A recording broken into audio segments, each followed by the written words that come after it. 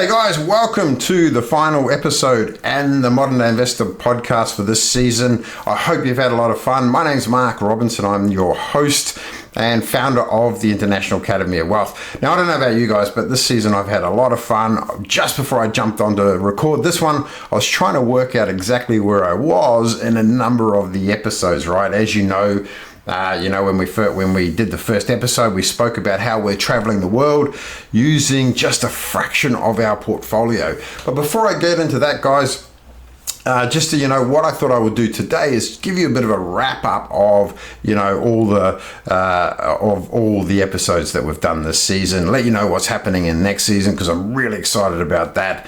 And, if you haven't already, guys, like and subscribe to our channel, whatever platform you are listening to. So right at the start, guys, I spoke about, hey, welcome to what we're doing and how we're traveling around the world using just a fraction of our portfolio.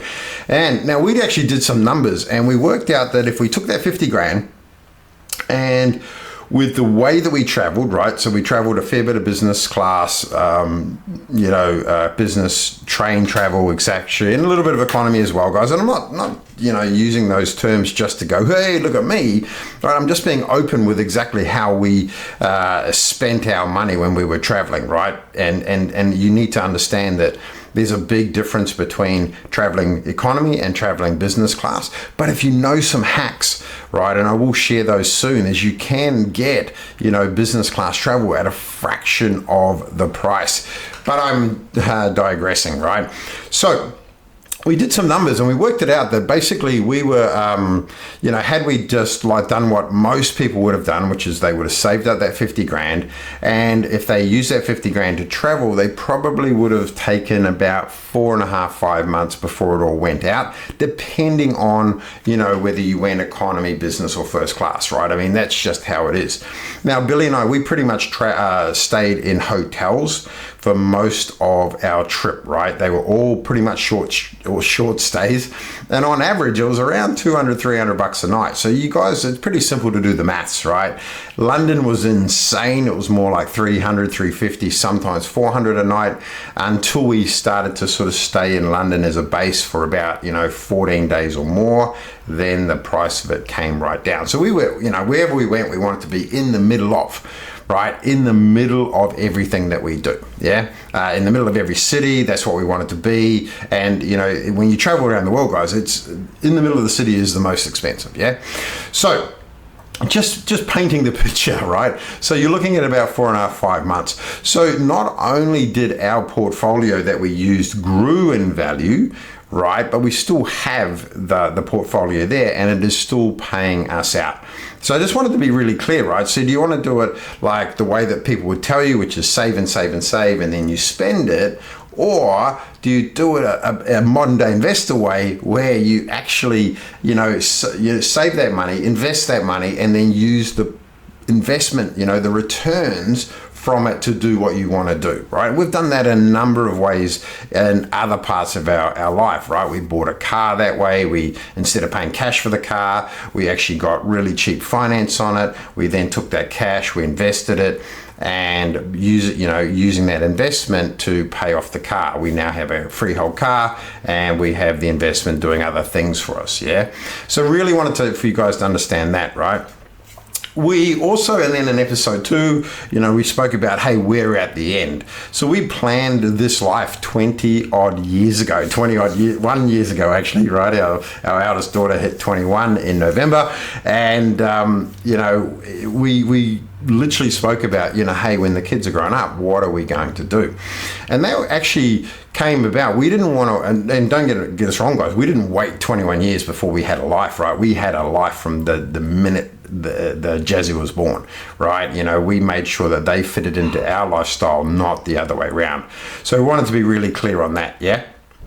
So what I wanted to talk about that though is that planning happened like 21 years ago, and everything we did came towards that. So we're now at that end, right? We're at the point where we get to travel a lot. We're about to go to New Zealand for 5 weeks. We've hired a motorhome, and we want to live life every single day, all the way through, the way that we want to live life, right? Billy coined the phrase, build your life your way, and then, live your life your way. And I like we hold this event called the Wealth Game, right? And, it's the tagline for the Wealth Game was, it's easier when you know the rules. And that was on the banners outside the room, but inside the room, the banners actually said it's easier when you make the rules. Right, so you start to make your rules, build your life your way, live life your way. And we always talk about, living today, planning for tomorrow. So we've always been living today, but planning for these moments, right? And so we talk about, the two data points that you have to think about when you're building out your portfolio. And that is about where you are now and where do you want to be. And with those two data points, you can build your perfect portfolio, which I spoke about, right, in other episodes. Yeah.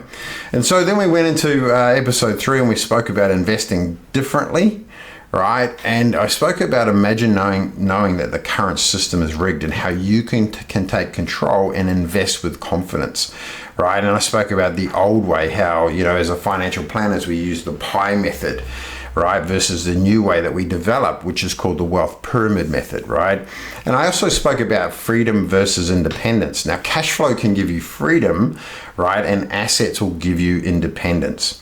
And it's really, you've got to understand the difference between those two, right, to really build your perfect portfolio right. And if you remember in that episode, I spoke about how quite often the top half of the pyramid is where most of the cash flow comes from, and the bottom half of the pyramid is where most of the assets come from, yeah? And depending on where you are in your journey, you might be a little bit top heavy, but the real key here is to take that money, that cash flow and the returns, and move it down and start building your asset base. Yeah. But quite often, if you're a property investor, you might have a really wide bottom, right? Now, in health-wise, you don't want a really big bottom, right? But from a portfolio-wise, you do. But what you'll find is quite often you don't have the cash flow, right? I know property investors have got $5, $6, $7, $8 million property portfolios, and they're still having to turn up on Monday to fund it. Yeah, they don't have enough cash flow from their properties to actually quit and be financially independent. So by understanding, the two parts of the pyramid, that's going to allow you to be able to do that, become financially free and then financially independent. And then in episode 4 and 5, I spoke about the biggest mistakes that business owners make, right? And the biggest mistakes that employees make. And one of the biggest mistakes that business owners make is they look to reinvest in their business 100% of their profits, right? Whereas what we've done in the past is we've actually ripped out the profit, as much profit as we possibly can, and we build out our portfolios doing it that way. I hope that makes sense, yeah? And the biggest mistake that employees make is relying on one income stream. Yeah, and you just can't do it. You've got to have multiple income streams. And oh my God, can't believe that. Sorry, guys. I hope I didn't break your ears listening to that, yeah? You need more than one income stream. And without a doubt, guys, I think I did really well. I only mentioned the C word, COVID, once out of the whole season, right? Twice now. But that really showed that having only one income stream, it broke a lot of people, right? It sent a lot of people broke and struggling, and a lot of people haven't recovered. Yeah. Then in episode 6, I spoke about the 4 P's blueprint, right? And that's all about preparing, protecting, profiting, and then prospering, right? And you really need to follow that blueprint in order for you to build your perfect portfolio. You start to protect what you have now and what you're going to have, right? You need to profit and then prosper, right? And prosper is that. It's prospering in your health, in your wealth, in your relationships, in your job or vocation, in your spirituality, whatever it is that you're wanting to prosper in, or, building out that balance wherever possible. Then in episode 7, right, I spoke about our UAP, our Ultimate Wealth Acceleration Plan, and how to get started the modern day investor way. Right. And in reality, what I was meaning about that old saying, if you fail to plan, you plan to fail. All right. Now, it's an old saying, but it's a good one, because that's why I keep talking about the 2 data points, allocating your capital first, getting your financial house in order, creating a target. You can't fire an arrow and call whatever it hits the target, okay? So we need something to aim for to help you build your perfect portfolio. You need your starting point, and you need your starting net worth. Okay, and we started to develop the UAP. In fact, we've got a brand new UAP, Ultimate Wealth Acceleration Plan now, and it's really powerful, right? Because we now have your cash flow plan and your net worth plan, and it's important to understand the 2 differences, right? So we have a 12-month plan and a 10-year plan. 12 months for cash flow, 10 years for building out your net worth. Yeah, and it's really, really powerful, guys. Then in episode 8, guys, I spoke about building your perfect portfolio, and I spoke about those 2 data points. I spoke about allocating your capital first into the asset classes in the wealth pyramid, right? And we talked about, foundational assets. We spoke about wholesale assets, and wholesale assets, our definition is buying a quality asset at a discounted price. Right, a quality asset at a discounted price. Or you might have heard the term buying below fair market value. Then we spoke about focused asset sector, and that is where you get focused in things like technology or medical marijuana or oil, gas, tech, AI now, yeah, and going into that.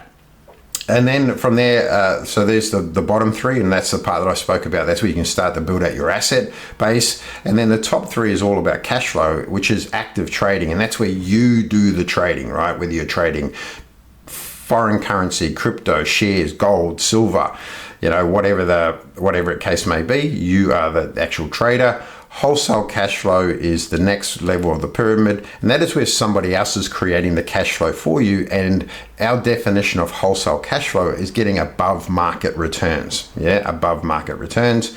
And then the last one is early stage investing, right? Or early stage income. Right, both are very both of them. Early stage investing is more like where you're looking for capital growth over time, and early stage income is you're looking for massive returns, short, high risk, high reward sort of stuff. Yeah, and that's what we went through there in episode 7. That was episode 8, building your perfect portfolio.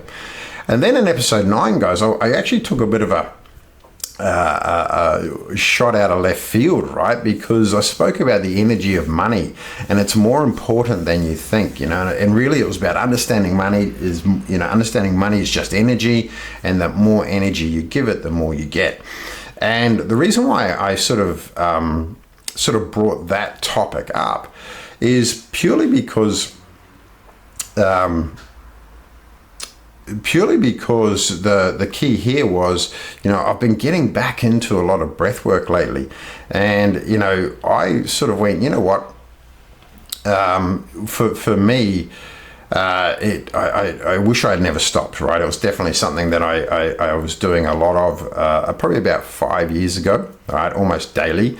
And when I went to LA recently, I went to a mastermind, incredible trip, guys. I'll do an interview with the guy we were with. And look, what am I trying to say here?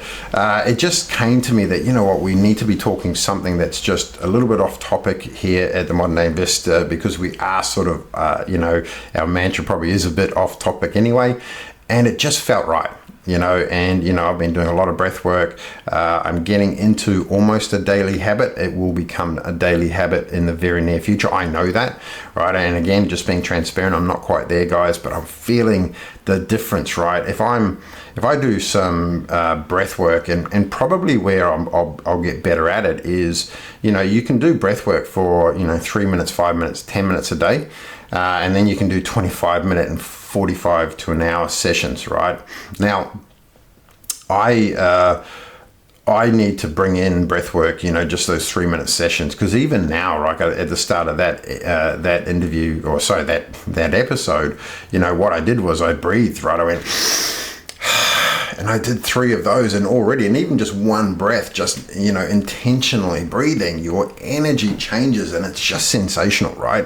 And it's something that I encourage everybody to go and learn more of, right? And one of the things I've done is I've decided to get certified as a breathworks facilitator, so that I can bring it into our one-on-one and our group coaching in 2024, because I know it's going to make a massive difference. So it's been pretty powerful for that, right?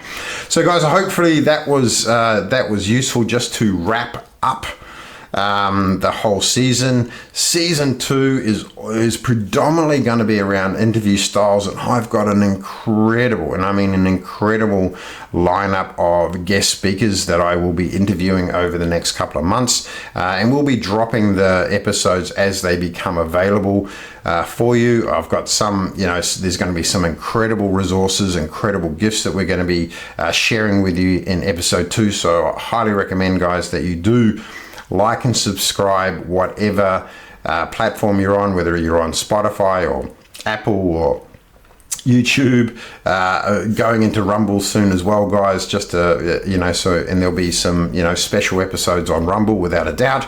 But yeah, guys, I'm looking forward to season 2. Hopefully that was good, guys. Any questions, as always, reach out to us. We always answer everything. I'm excited for season 2. I'm hoping you enjoyed and got a lot of value out of season 1. More importantly, I hope you took action, right? Because you can listen and you can educate and you can do everything, humanly possible. But if you don't take action from any of it, right, it has been a waste of your time. And I'm just being really honest and open there, guys. So take action, whatever that may be. And I look forward to seeing you in episode 2. Bye for now. None of this is advice, not even general advice. This is for entertainment purposes and education only.